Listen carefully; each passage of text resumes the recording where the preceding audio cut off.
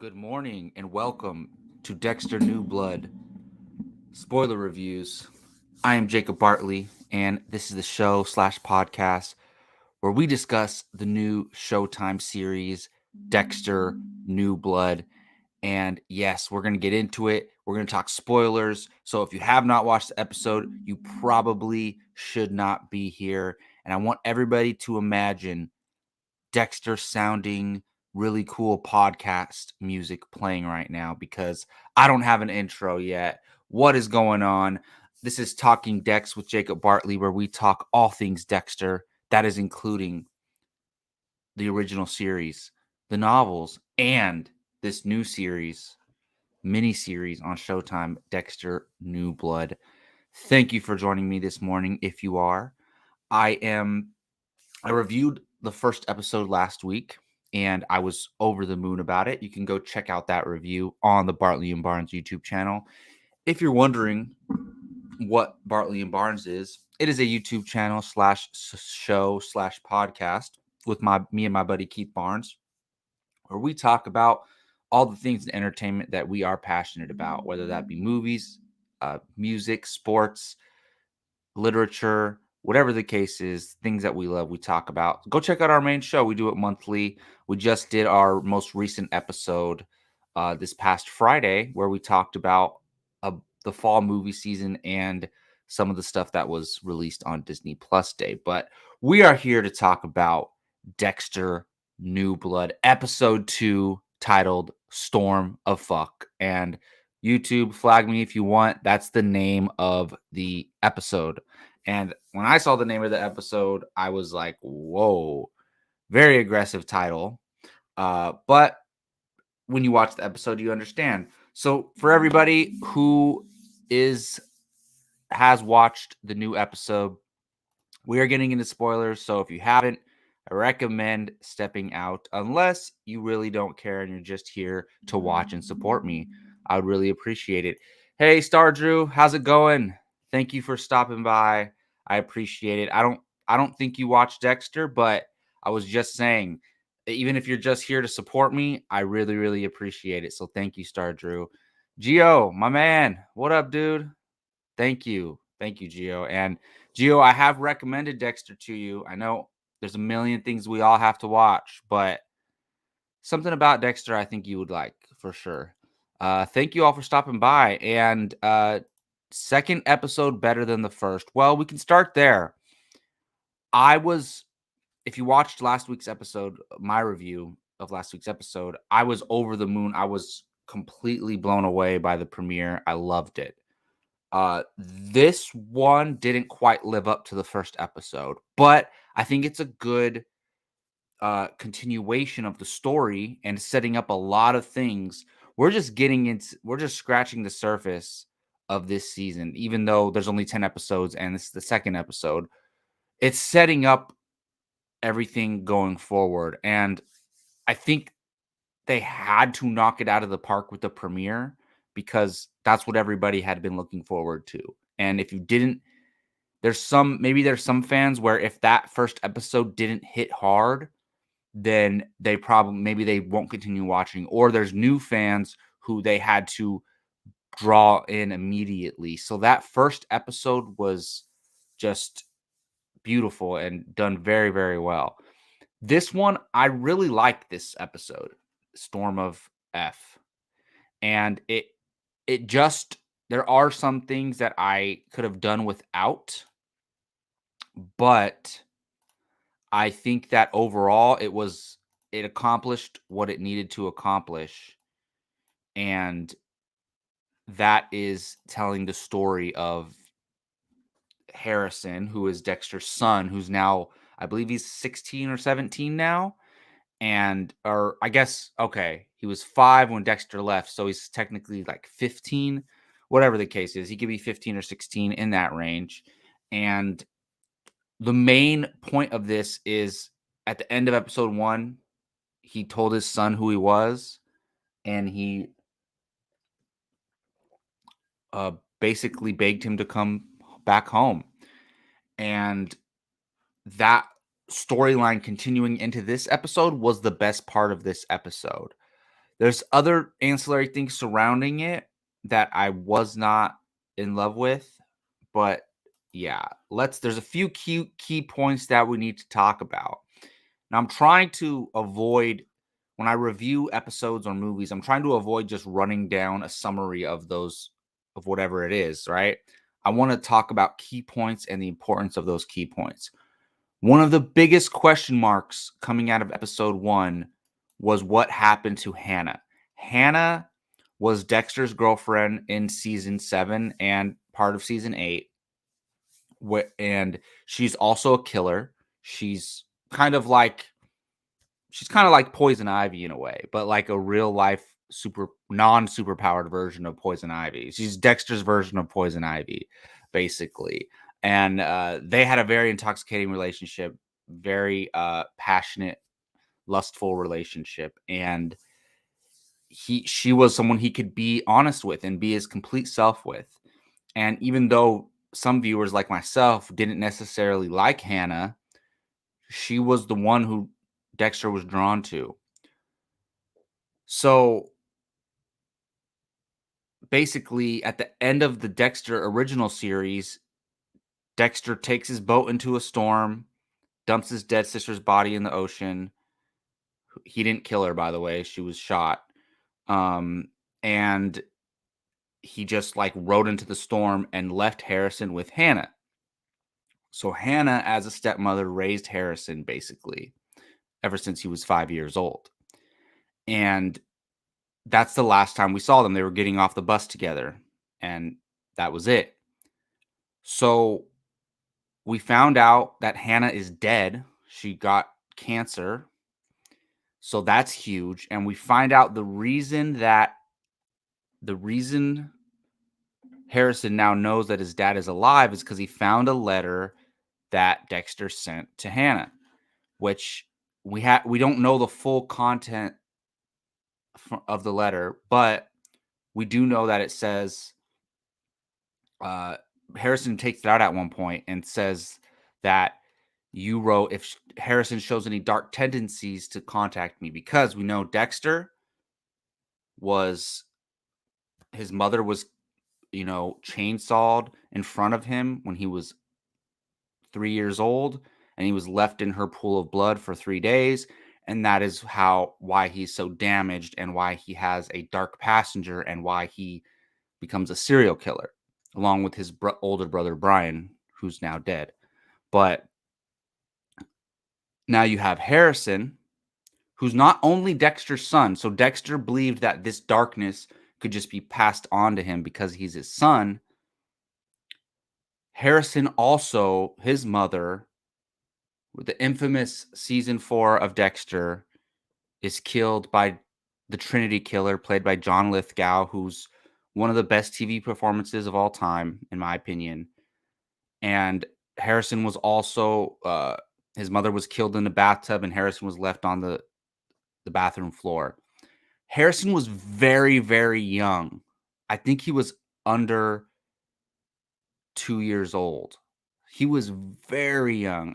And Dexter didn't even remember his mother was killed. It had to kind of be brought back to memory, right? So Harrison might not remember his mother was killed either, but that doesn't mean it didn't affect him. I mean, even an infant, a baby, toddler, whatever, they're still processing stuff. They see their mother laying there with blood, and it's just like, so he's Dexter's son, and he had this very similar traumatic experience.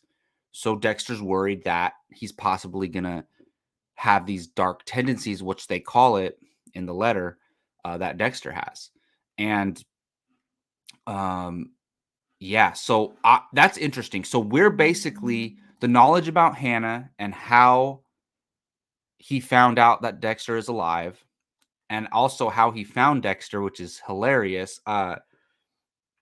He was looking for somebody named Jim Lindsay, and I forget how he says he found out it was Jim Lindsay was the name, but he was looking for somebody named Jim Lindsay, and that was because that's the name that Dexter's using in hiding in this Iron Lake City. And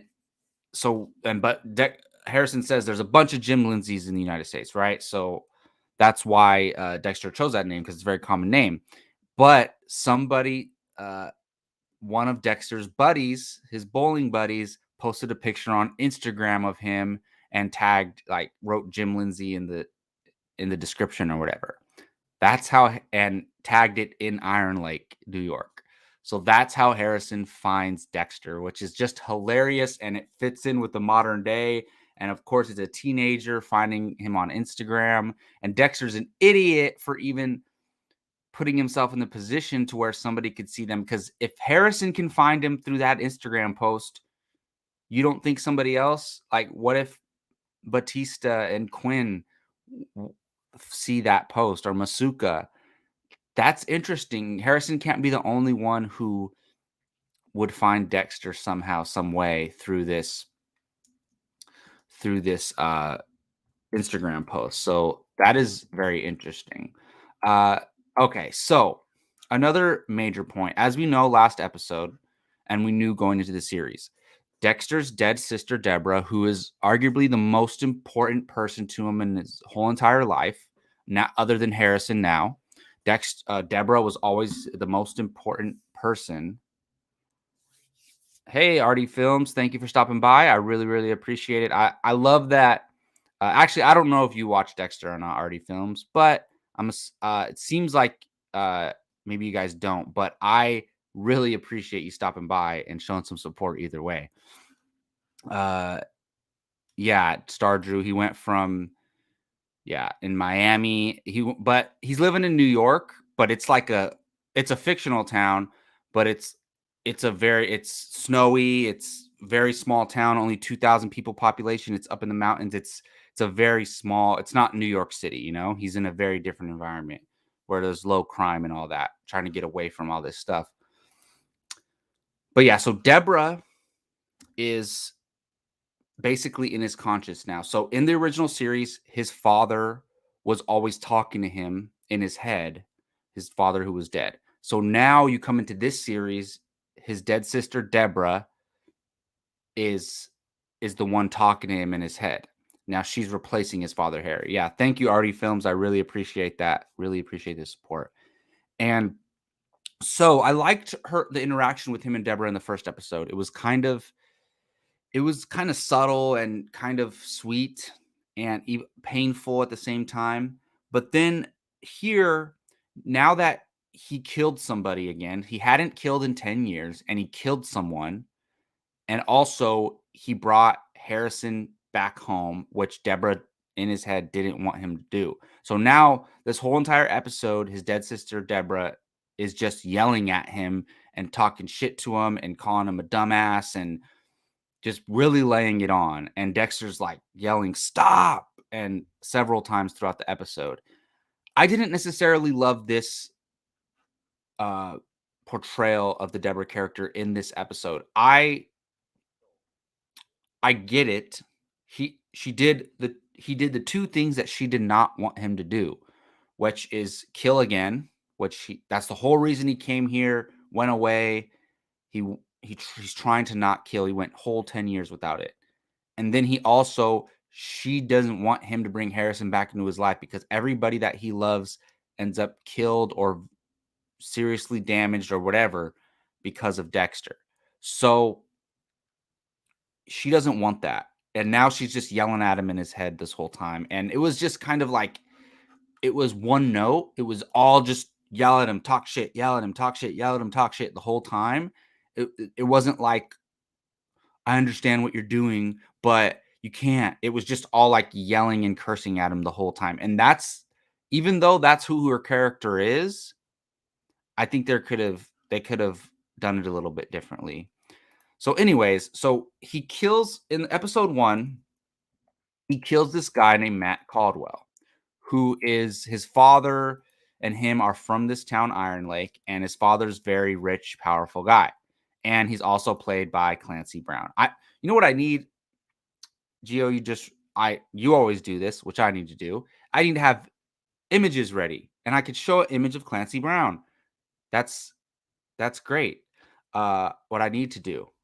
So Next time, I'm going to have better production. I'm going to have images popping up Clancy Brown right here on set or whatever the case is. But anyways, Dexter kills this rich asshole, who deserved it. I mean, he killed 5 people in a boat accident, which he intentionally rammed into the boat, tried to hide it. He was very dangerous guy. He just bought a huge rifle from the gun shop. He killed a deer, an albino deer, which on indigenous land, which is like illegal where they are, or it's illegal in general, but a very rare animal. And this guy's just bad news. So Dexter kills him. But before Dexter kills him, this guy says, my dad's going to rain down hell on you and bring a bunch of pain to you, whatever he says. Great performance. And those who are following know his dad is Clancy Brown. And we know Clancy Brown is a big, big man. So that's interesting. A pretty big comment from Gio. The way you describe the first episode reminds me of Unforgiven and Logan type of storyline. How he goes so long without doing what he does and finds himself back in his old ways forcibly. Gio, that is brilliant. And you know what? I didn't even think about it. That's probably why I love this series, loved episode 1 so much, is because it very much reminds me of Logan. And you know I love Logan. It's my favorite comic book movie of all time. But yeah, it really does remind me of Logan. That's very what the heck? What is going on here? Let's get this out of here. Okay. So yeah, it's very, very reminds me of Logan a lot. So anyways, he used to dump bodies in the Miami Bay, right?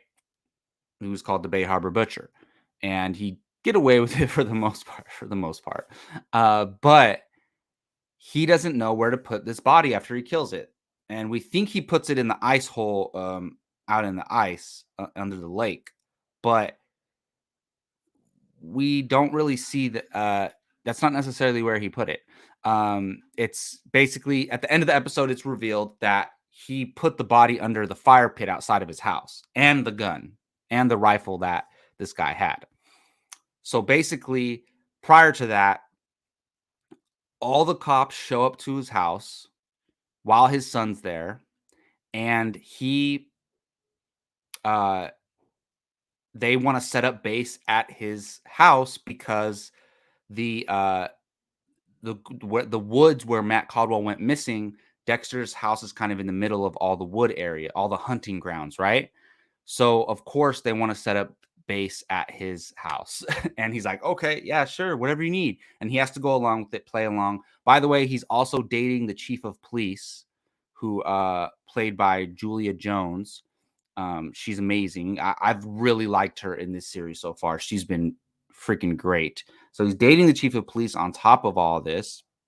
She didn't know he had a son. So this was a great moment. So the cops show up. She's like, hey, we're going to set up base here. Dexter's like, okay, cool. And then Harrison walks out and she's like, who the hell is this? And he's like, hey, I'm Jim's son, Harrison. And Harrison kind of goes along with it. And us Dexter fans know that Dexter is very like hyper super intelligent, has to think on his feet like in split seconds, and he always has to improvise and kind of talk his way out of things. So Harrison evaluates the situation and say, oh, I'm just going to pretend I'm his fake identity son. And he's like, hey, I'm Jim's son. But obviously Harrison didn't know this was his girlfriend, etc. So that opened up a whole other can of worms. And that was just funny to me because and I'll get into this right now. The actor that they got to play Harrison is doing a fantastic job. It's really hard sometimes kid actors or teen actors or even pretty young actors, they have trouble, they're not always sometimes they don't do a good job. And I had a feeling that I was worried I wasn't going to like the actor who come in to play Harrison. but his name's Jack Alcott. I don't know what else this guy's been in, but he is killing it as Harrison. He's absolutely killing it. And I listened to the Dexter New Blood wrap up podcast and with the writers and the producers, and they were saying that when Michael C. Hall, who plays Dexter, was watching like dailies and watching footage of Jack Alcott playing Harrison, he was like, that little effer, he's copying me. He's mimicking my body movement and all that. And he's doing such a great job playing Harrison. And that ties into, so Dexter's very, like I said, hyper intelligent, very confident, can like get out of any situation. Harrison's very much the same way. The way he walks, the way he just moves, his mannerisms, that's the word I was looking for. The way he eats, Dexter, you've seen it in the original series several times. Dexter eats very aggressively, and so does Harrison. And then when Harrison goes on the search party with the other teenagers of the city, of the town, they find this cabin and they're like, let's break in and drink or whatever. And these kids are just trying to punch the door down. And Harrison's like, I got it. And he like picks it with a little knife. And that type of stuff, that's the type of stuff that Dexter has always done. So that was really cool. And just the way Harrison carries himself is just incredible. Like this guy is doing a fantastic job. And he definitely, and I wrote in my notes that Harrison has Dexter swag. And that is just so, so true.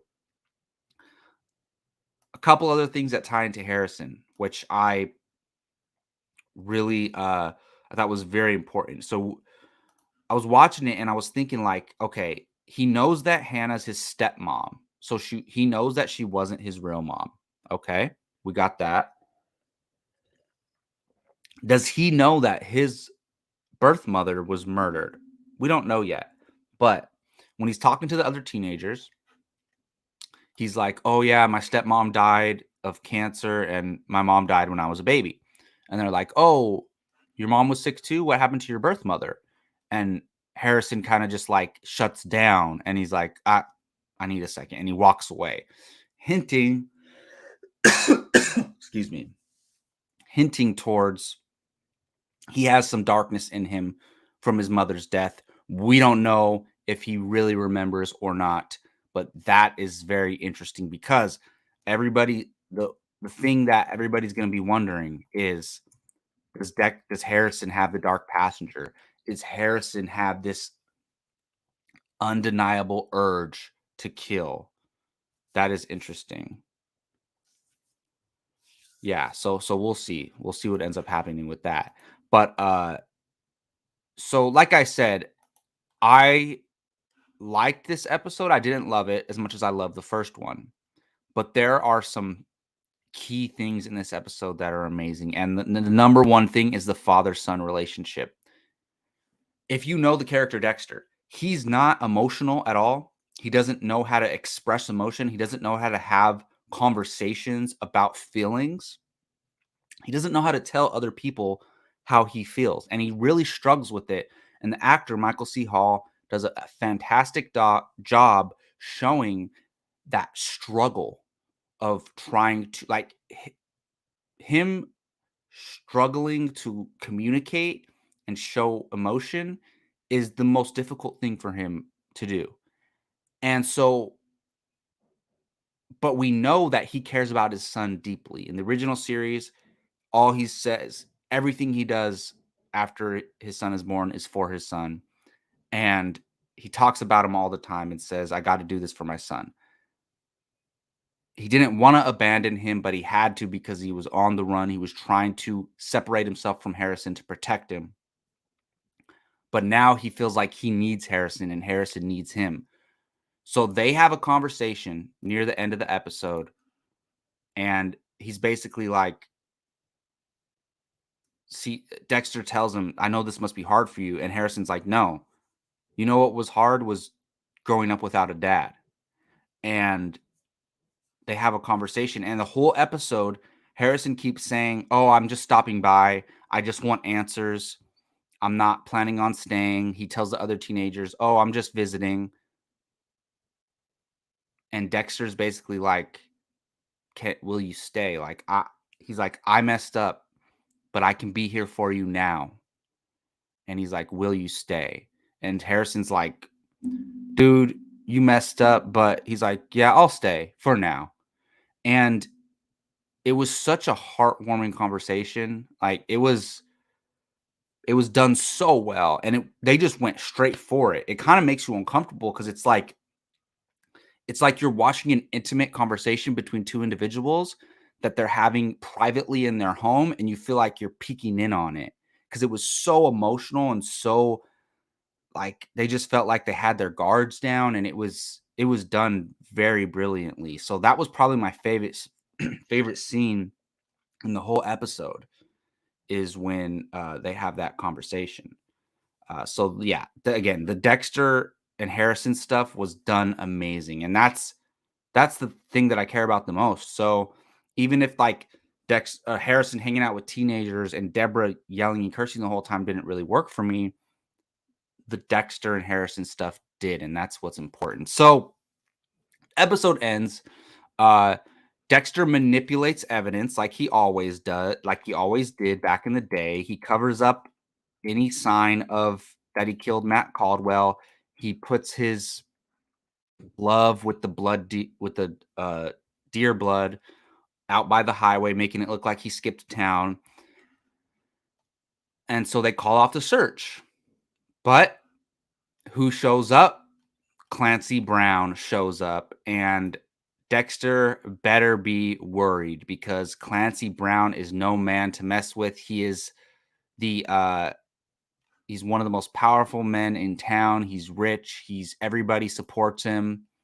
And he shows up basically like, no, my son is out there missing. And if he was trying to skip town because he killed the albino deer, he would have called me. And that makes sense, right? Because when Matt had the boat accident, his dad got him out of that trouble. So this makes sense, right? Of course he would call his dad if he was in trouble again. And Clancy Brown Mr. Caldwell had not heard from him. So he basically gives a speech to the people there and says, this is Iron Lake. We do everything for each other. I've always been there for you guys. And now we need to find my son. So now the search is back on. And they're all standing over the fire pit. And he meets, so Dexter is pretending to be Jim because he's in hiding, right? He meets Jim's son, Harrison. And then he's talking to Jim and Harrison and Chief of Police. And he's like, I'm going to find my son. No matter if it's the last thing I do. And he says, no stone will be unturned. And imagine Clancy Brown saying that. That is terrifying. And Dexter's standing there like, oh my goodness. Camera pans down under the fire pit. You see the rifle that Matt had, and you see Matt's chopped up body under the fire pit. So this father, Clancy Brown, the police force, all the townspeople, they're looking for Matt Caldwell, set up camp at Dexter's house, and the body's literally under Dexter's fire pit. So, and for those of you watching who don't know Dexter, like I said earlier, Dexter only kills people who deserve it. He had a few mishaps in the original series because he killed like 100 people in that show, and he made a couple mistakes. But for the most part, he only kills people who are killers and deserve it. And they always do a good job of showing you the people that he kills that they deserve to be killed. And this Matt Caldwell guy definitely deserved to be killed. I mean, arguably, right? If you believe in that kind of justice for this fictional show. I mean, maybe he should just be in jail. But Dexter knew like that's probably wasn't going to happen. And kind of him killing Matt was kind of out of nowhere. Like he didn't plan it, right? So anyways, that's the setup there. And it just ends right there. So they're on this town. They're on this, mission to find this guy. And he's just under Dexter's house. Dexter's the one who killed him, and Dexter's son is in town, and now he's putting his son in danger. And this is going to get really interesting. One other thing that I didn't talk about, there's this plot line that they set up in episode 1 of these girls that keep going missing. And they had this girl from the bar in the first episode, Julia, I forget her character's name, but Dexter's girlfriend, the chief of police, what's her name? Angela. So Angela's her name. So Angela, she sees this girl in the bar and she gives her money to buy some food or whatever. Then we see this girl in episode 2 and she's staying at some hotel and there's some creep watching her from a camera. And then she like wakes up in a hotel room very similar to hers and she's like locked in there. And so somebody's like taking women from this city, this town, and hiding them or doing whatever to them. And that's a plot line. And they kept showing that of him watching her on the camera. And we don't know who the creep is, kidnapping these women and who's watching them on this camera. But I think it's the guy. There's a rich guy in town who's like the owner of like the oil companies and stuff, and that they were protesting against. I think it's that guy. I think he's Edward Olsen is the character's name. So that's a prediction. They didn't reveal that in the episode, but for what it's worth, I think it's that rich Edward Olsen guy. But that'll do it. I very solid episode. Nothing that blew me away, but I really, really did enjoy it. Thank you everybody for stopping by. RD Films, Gio Ramos. Yes, Clancy Brown is the man. RD Films. That is right. He's great, and I can't wait to see him continue that line when he's like, "I'm gonna find my son no matter what. If it's the last thing I do, no stone will be unturned." That was brilliant. So Stardew says would be interesting if Clancy will want for a family stuff. Yeah, it's interesting to see like him in this role where the most important thing to him is his son, and he's gonna try to find him.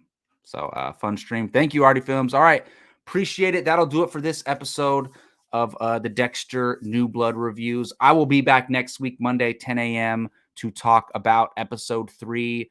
Please subscribe to this YouTube channel if you like all things Dexter, or if you're just a fan of movies, entertainment, things like that. We do a monthly show called Bartley and Barnes here as well. Thanks again for watching. I'm Jacob Bartley. You can find me on Twitter at JacobBartley824.